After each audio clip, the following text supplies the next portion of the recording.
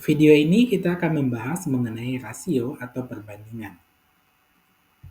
Apa itu rasio? Rasio adalah perbandingan antara dua besaran. Rasio antara dua besaran ini sering disimbolkan dengan A,2B. Artinya A banding B. A dan B adalah bilangan bulat positif, yaitu bilangan dengan bentuk paling sederhana atau senilai dari bilangan yang dibandingkan. Nah, kita lihat, misalkan pada perbandingan banyak siswa laki-laki dan siswa perempuan. Perbandingan banyak siswa laki-laki dan siswa perempuan dalam suatu kelas atau di suatu sekolah. Terdapat 30 siswa perempuan, kemudian terdapat 20 siswa laki-laki.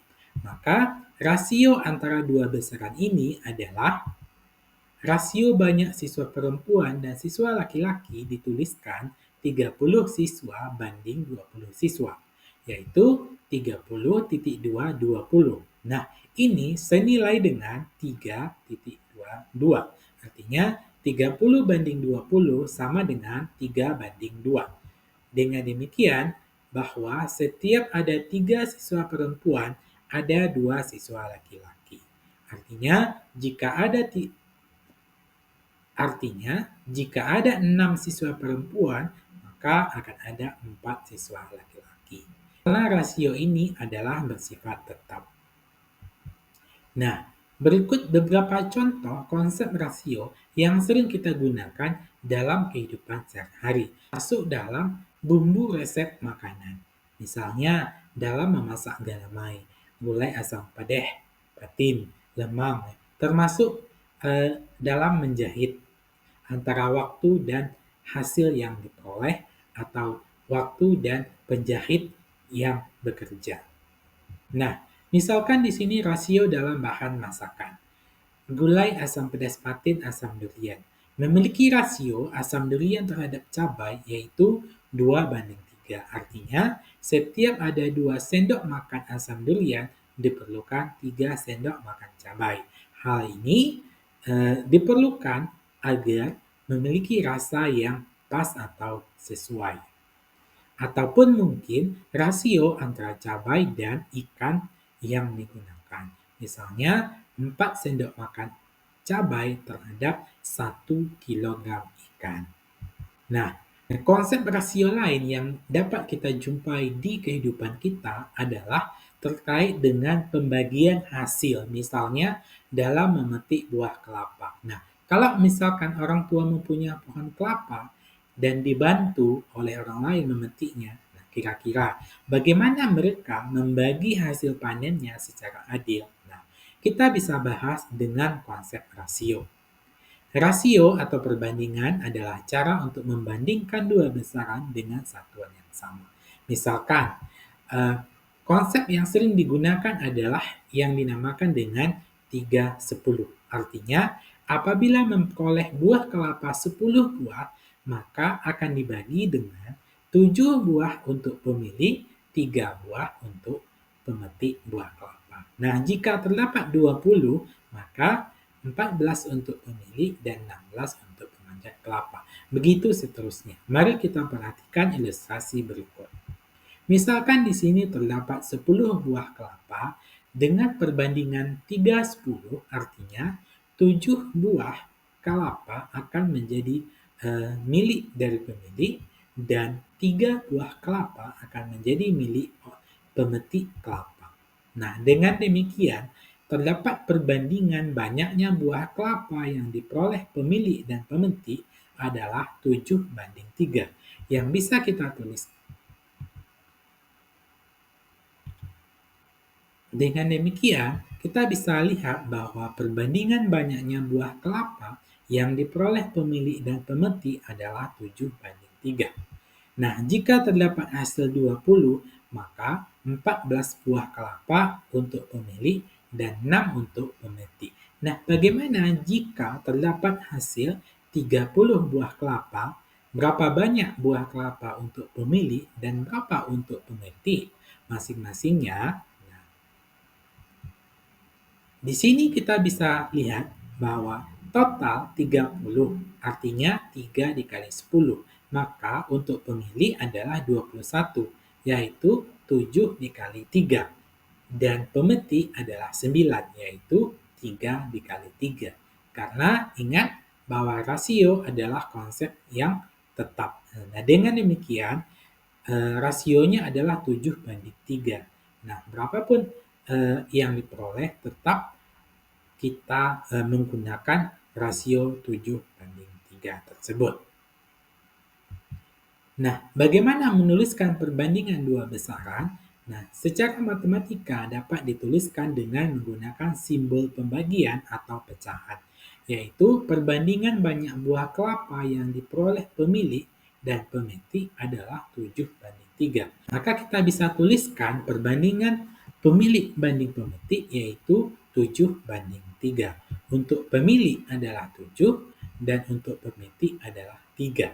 Nah, atau kita bisa tulis 7/3. Tetap kita baca adalah 7 banding 3.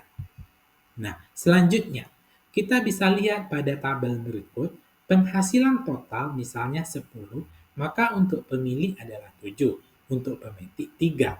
Nah, jika penghasilan total 20, maka untuk pemilik adalah 14, untuk pemeti adalah 6. Dengan rasio 7 banding 3, kita bisa dapatkan bahwa 20 itu sama dengan 2 dikali 10. Dengan demikian, bagian pemilih adalah 7 dikali 2 dan bagian pemeti adalah 3 kali 2. Nah, demikian juga misalnya dengan penghasilan 30 buah kelapa. Maka untuk pemilih adalah 21 dan untuk pemeti adalah 9. Dengan perkalian 3 kali 10, kemudian 7 kali 3 dan 3 kali 3.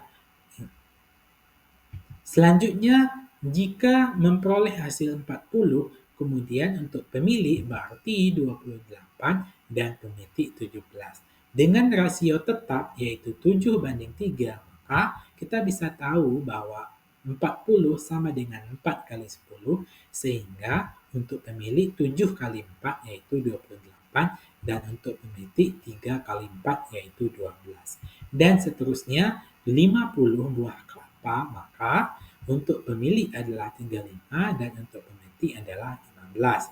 Dengan perkalian pada rasio ini 5 kali 10, 7 kali 5, dan 3 kali 5. Nah, sekarang kalau misalnya ada 100, nah berapa untuk pemilih dan berapa untuk pemeti? Untuk pemilih berarti 70 dan untuk pemeti berarti 30. 100 adalah 10 kali 10 dan pemilih adalah 7 kali 10 dan pemeti adalah 3 kali 10. Selanjutnya, jika ada 200 buah kelapa yang dihasilkan, maka berapa bagian untuk pemilih dan berapa bagian untuk pemeti? Nah, coba dituliskan jawabanmu.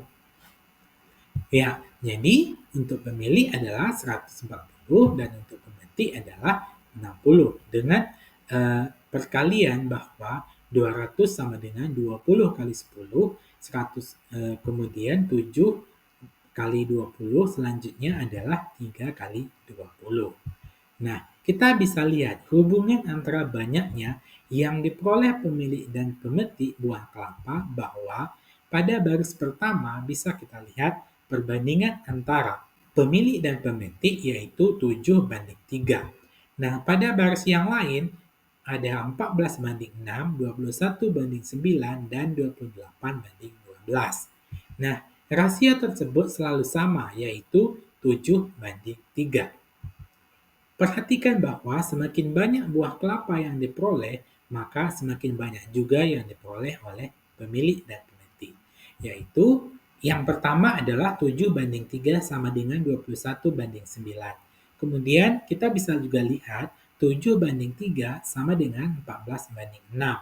Nah, kedua ini memiliki perbandingan yang sama yaitu 7 banding 3.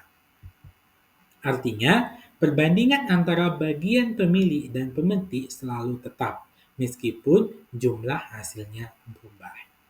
Selanjutnya kita lihat pada pengerjaan tanjak. Misalkan satu penjahit bisa menyelesaikan 2 tanjak dalam waktu 1 hari. Nah, jika ada 5 penjahit, maka berapa hari diperlukan untuk menyelesaikan tanjak tersebut.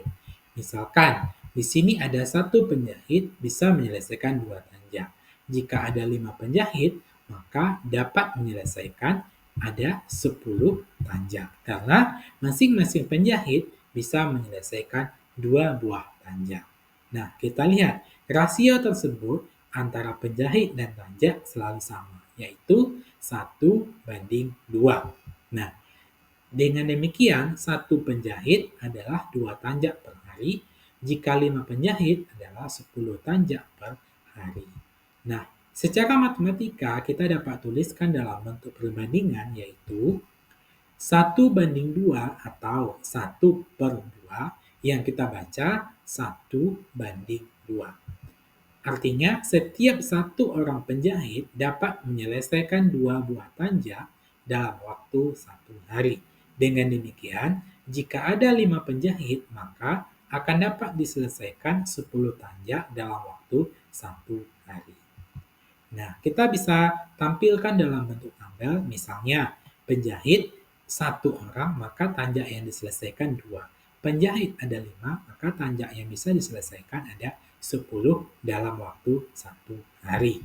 Nah, 6 penjahit, maka ada berapa tanjak yang bisa diselesaikan? Yaitu ada 12 tanjak per hari. Nah, kita bisa tampilkan dalam tabel penjahit 1 orang menyelesaikan 2 tanjak dalam 1 hari, jika 5 penjahit menyelesaikan 10 tanjak dalam 1 hari, dan 6 penjahit menyelesaikan 12 tanjak dalam 1 hari. Nah, itulah beberapa hal terkait rasio.